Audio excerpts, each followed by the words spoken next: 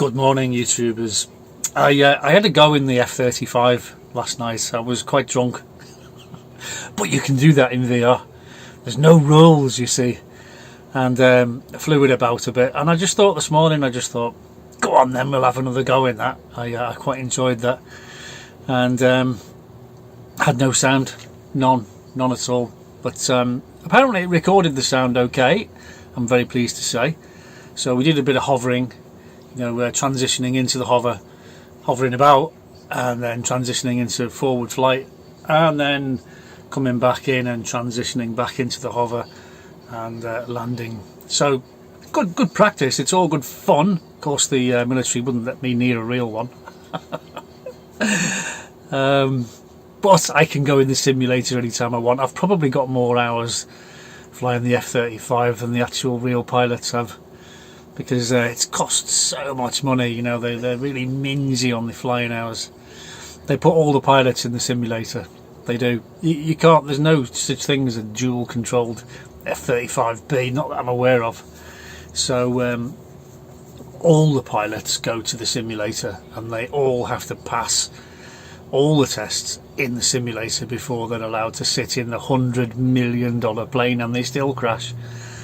One crashed in America yesterday, so I was told, or the day before, and luckily the pilot managed to eject. But there's a lot of things to go wrong if you look at this, with the vectoring engine, and it's Russian design actually.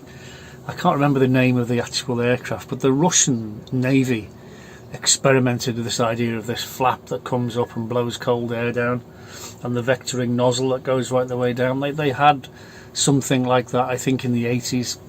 I have a book in my house which lists all the fighters. I've got the whole story on it, and the Russians looked at it and thought, yeah, and they binned it. And then the idea was introduced to the Americans, and the Americans thought, yes, I think we can improve on that. Boom, voila, and everybody wants them now. We've got the F-35A, B and C, I think. Definitely the A and B. The B is the vertical takeoff and landing version, and the A is just a conventional jet. It doesn't do any of that hovering nonsense. Anyway, here's the video. Hope you like it, because I'm now based at RAF Manston, and we've commandeered a building, and that's us. It's really handy for the runway, so we'll be doing all kinds of different aeroplanes and talking about different aeroplanes and going from there.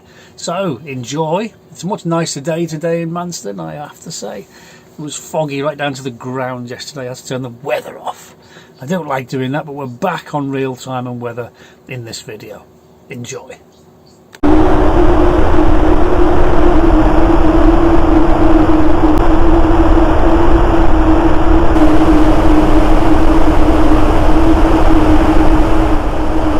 Start recording while we are recording. There we go.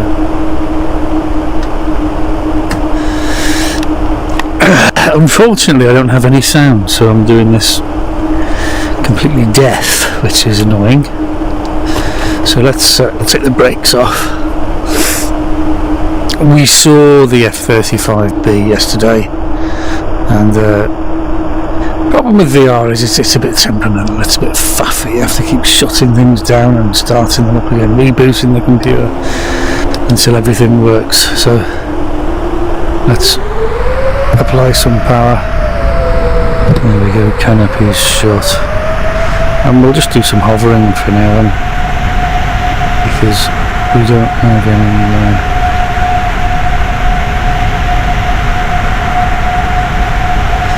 any sound. Hopefully it will record it with sound. I don't know. The recorder is set to record with sound.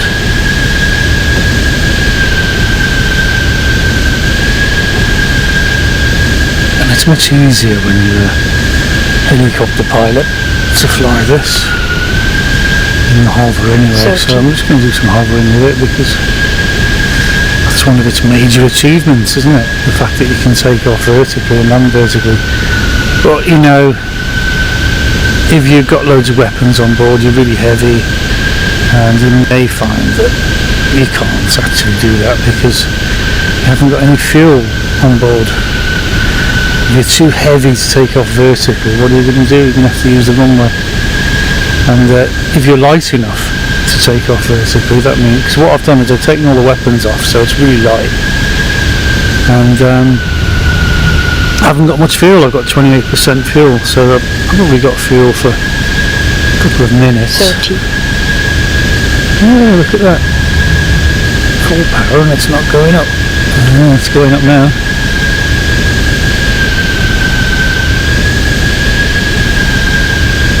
Bring that trim back. Trim.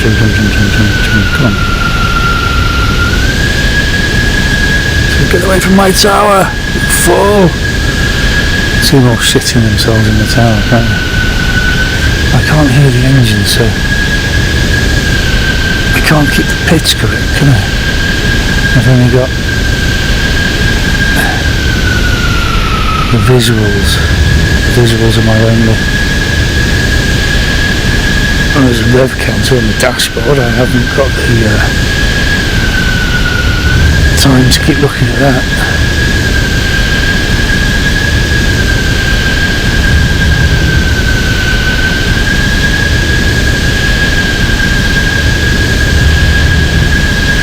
So yeah, hovering's not difficult if you've done helicopter hovering, because it's quite straightforward really, I think. And as far as flying is concerned, it's no different to a jet really. 230, 15 knots. That wind indicator is a really useful feature. I do like that on these modern jets that have that. This is the Baron Flying Club hangar. This is the one we've adopted. We could have had anything on the airfield. There's some nice ones over the far end. Fuel 24%, so I suppose we could take a look over the other side of the airport in case there's a better hangar that we can use. But this is really convenient for the runway, so I don't like taxiing too far to get to the jam runway. So there's a few over this side. I've never driven into Manston Airport. I've only ever arrived here and left here by aircraft, so I don't know where the way in. This looks like the way in, doesn't it? And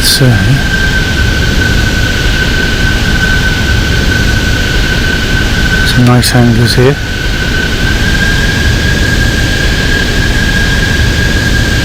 Could have picked one of these, so I think we'll stick with the one we've got because I can't see any particular advantage to having any of these.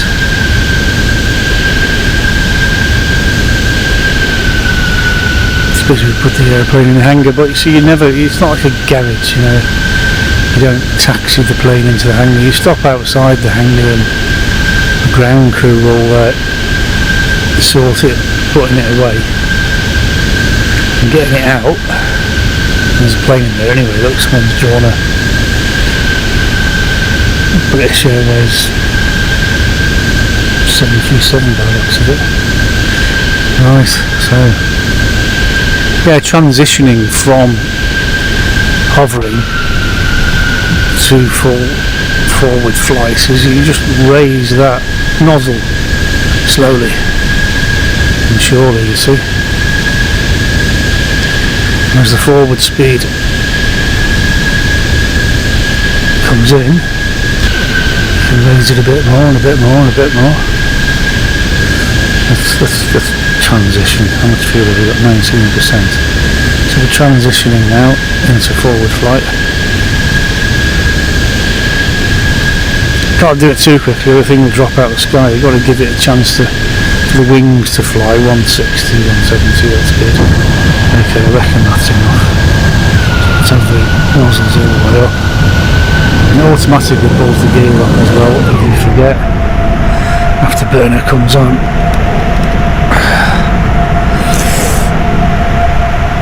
%, so we've got very little fuel left. And in the hover it does use a lot of fuel.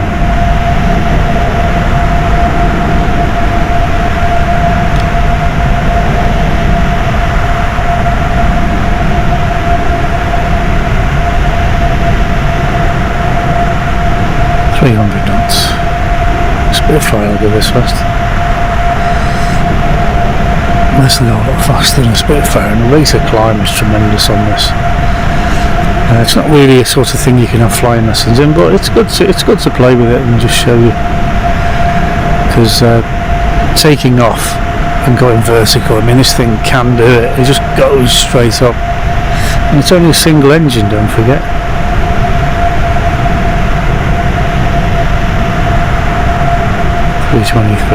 Into a 15-knot headwind. So we need to land from the other end if we're doing a conventional landing, but we're not doing a conventional landing today because we're light enough to hover.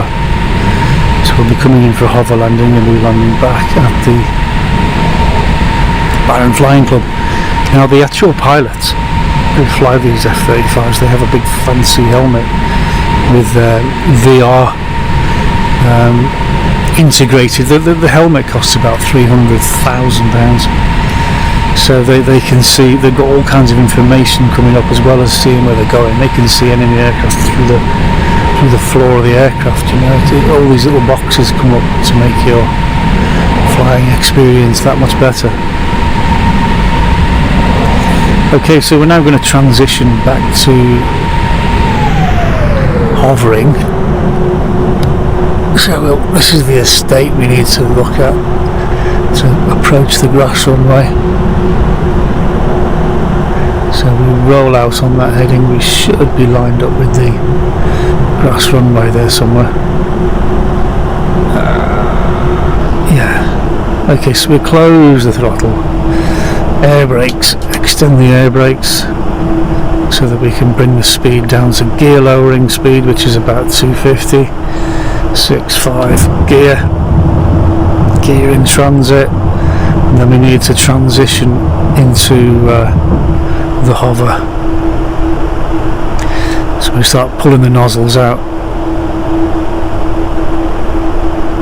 There's the grass runway over there. 500. Increase the power because we start falling. So we need to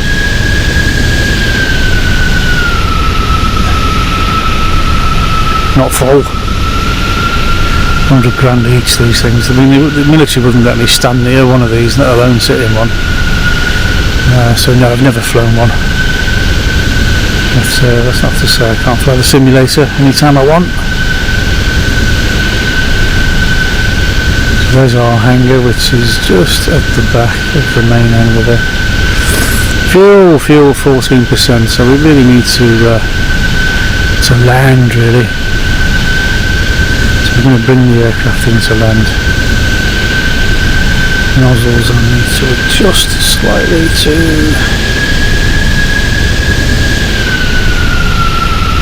90%. Too much, 86. Okay, trim.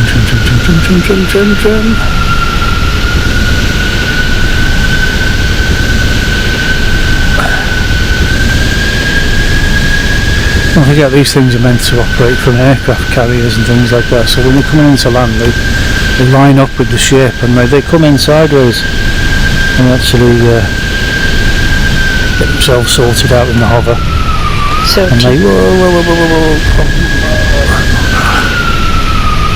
Messed up there, bounced, might have been in the water. You can tell I'm not an F-35 pilot, can't you? Right, here we go. We're going to try and come in sideways onto our tarmac, simulating our ship.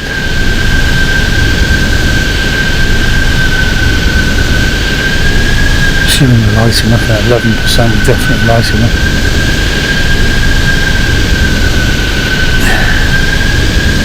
And we want to be on that tarmac. More than I was yesterday. I think I'll bash into I'm going to get myself a Coca-Cola out of that vending machine, for sure. There we go. Whoopie-doo. Let's bring that up. Brakes on. Look at that. That is super wicked, isn't it? $100 million plane. Like I said, his crash helmet, his bone dome is 300,000. in the yellow mark. There's my fuel gauge now, so I hope there was some sound with that. Let's find out if there was or not. I'll see you in the next video. We'll be flying something sensible next time.